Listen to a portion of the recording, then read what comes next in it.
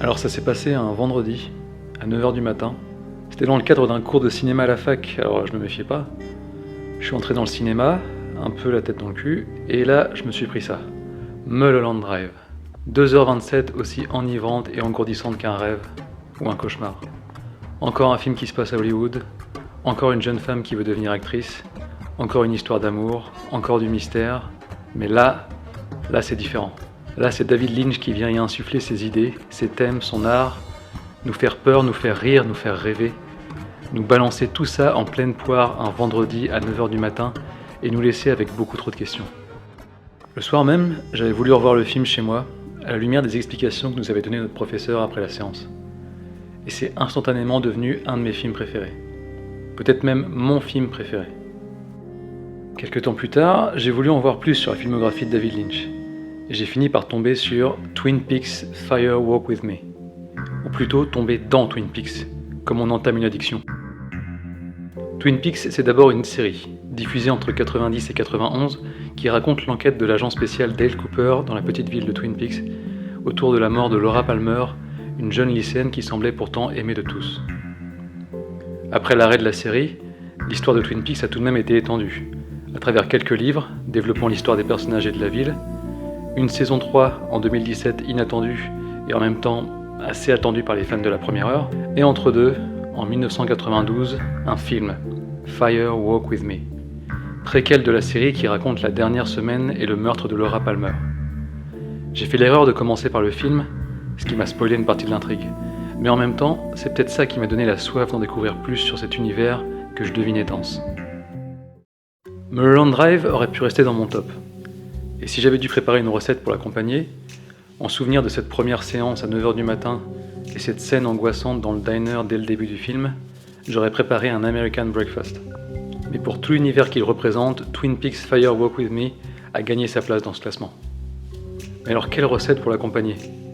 Il faut dire que l'ambiance du film et les thèmes qu'il exploite n'ouvrent pas vraiment l'appétit. Pour couronner le tout, la seule recette marquante du film, c'est le Garmon de Bozia, et voilà quoi. Heureusement, il existe à Twin Peaks le Double R, un diner qui sert une tarte aux cerises et un café décrit comme divin par l'agent Cooper dans la série. Alors, si ça peut nous apporter un peu de réconfort pendant le visionnage, pourquoi pas ? Alors là, ça va être pratique, puisque j'ai gardé de la pâte sablée d'hier de côté pour cette recette.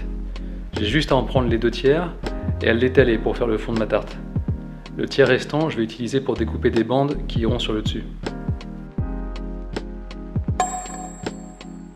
Pour la garniture, malheureusement vu la saison, je vais utiliser des cerises surgelées.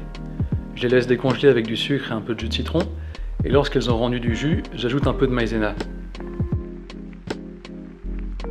Je verse la préparation dans la tarte, et je rajoute les bandes de pâte en quadrillage.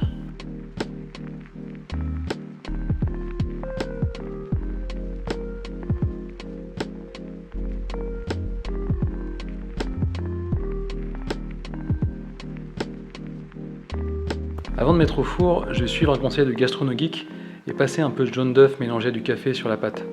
Ça va lui donner de la couleur et un léger arôme qui ira bien avec le café. Et c'est parti pour 35 minutes à 180 degrés.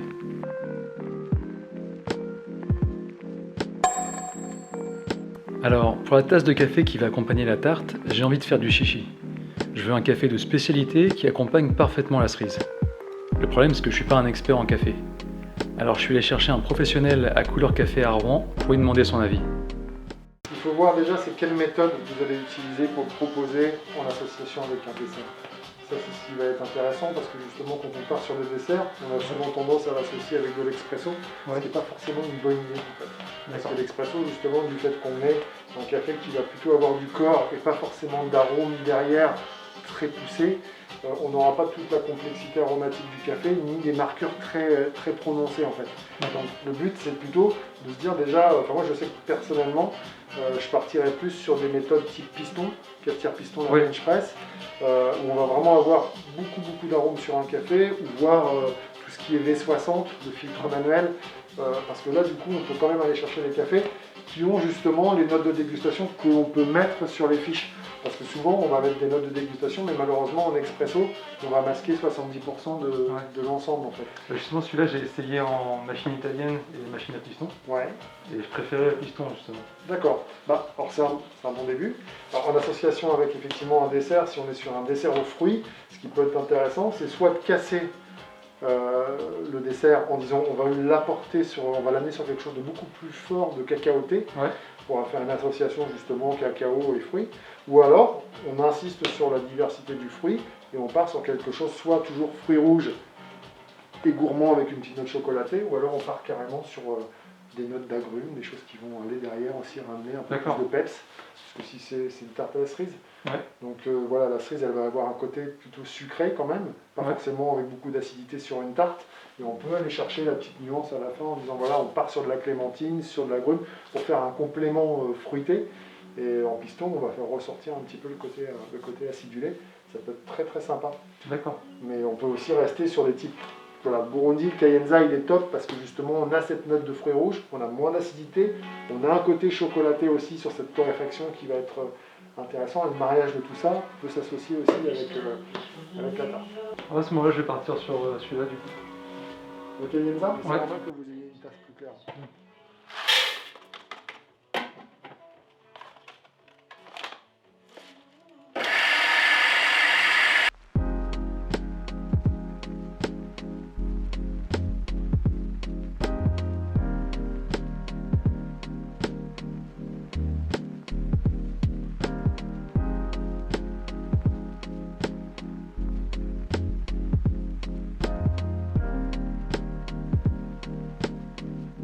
Je crois que c'est bon, juste à temps pour la séance.